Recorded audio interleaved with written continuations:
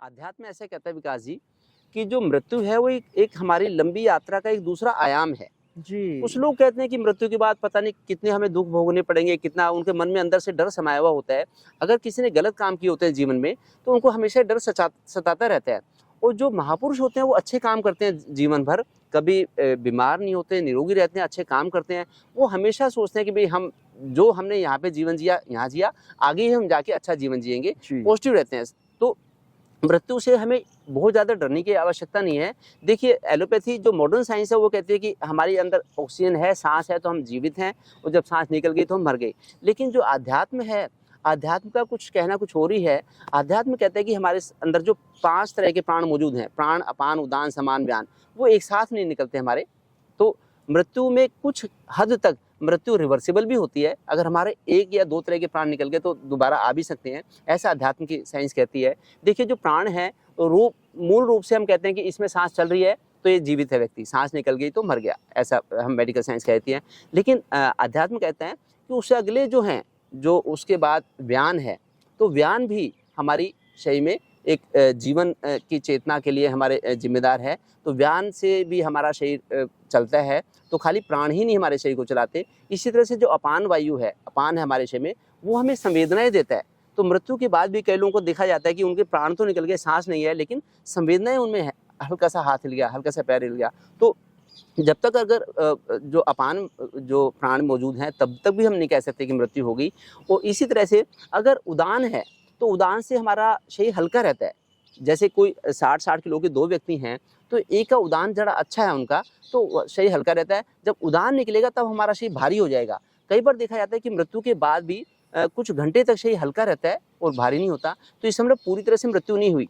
इसी तरह से अगर समान भी आयु है, समान जब तक होता है हमारे शरीर में रहता, मौजूद रहता है, तो हमारा शरीर थोड़ा गर्म रहेगा, गर्म रहे, शरीर में गर्माहट रहेगी, वो कई घंटे तक भी रह सकती है। और जो व्यान है वो 13-14 दिन तक भी मृत्यु के बाद हमारे शरीर में रह सकता है। ये मृत्यु के रहस्य हैं।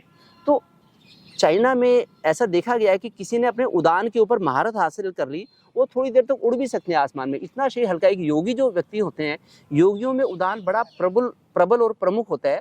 तो वो योगी व्यक्ति अपने इच्छा से शरीर को बड़ा हल्का उछाल होता है उनके शरीर में। हम कई बार ये भी देखते हैं, और खास तौर से जब हम ऋषिकेश जाते हैं, तो वहाँ बताते हैं गंगा जी के पास में कुछ समाधि है किन्हीं महात्मा की।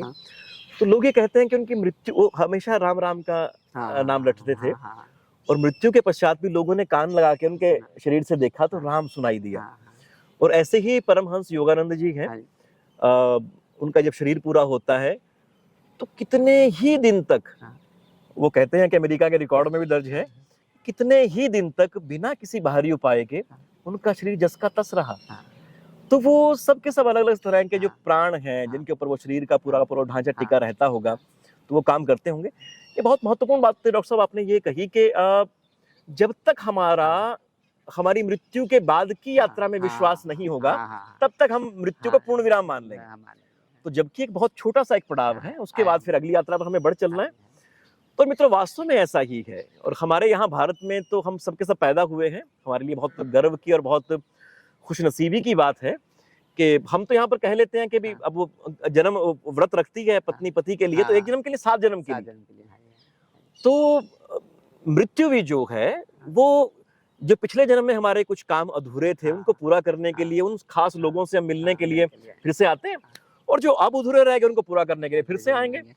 तो ये यात्रा है, जो सिलसिला है, कहीं एक जगह पे रुकने वाला है नहीं। जो इसको जान जाता है वही ब्रह्मज्ञानी है, फिर उसे डर नहीं रहता मृत्यु का। तो मृत्यु एक आयाम है हमारी लंबी यात्रा का।